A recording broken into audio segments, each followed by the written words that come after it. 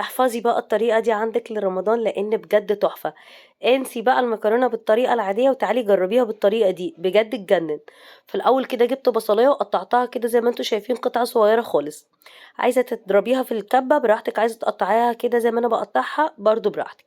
بعد كده بقى هنجيب الطاسة اللي هنشتغل فيها على طول وننزل بمعلقتين كبار من الزيت. وبعد كده ننزل بالبصلة كده نديها تشويحة زي ما انتي شايفة. بعد كده هننزل بقى باللحمة المفرومة، حطي ربع كيلو لحمة مفرومة. وابتدي بقى ان انتي عصجيه بالشكل ده، حطي له فلفل اسود وملح كمان 7 بهارات. بس كده ما بنحطش حاجة تانية لتعصيجة اللحمة. بعد كده على طول بقى نجيب معلقتين كبار من الصلصة، وهي دي التركاية بقى اللي بجد بتنقلها في حتة تانية وبتخلي طعمها حلو قوي. بسيب اللحمة بقى تتسبك كويس قوي مع الصلصة، وبعد كده بنزل بعصير الطماطم. بحط على عصير الطماطم فلفل اسود وملح وبابريكا وكمون وكزبرة.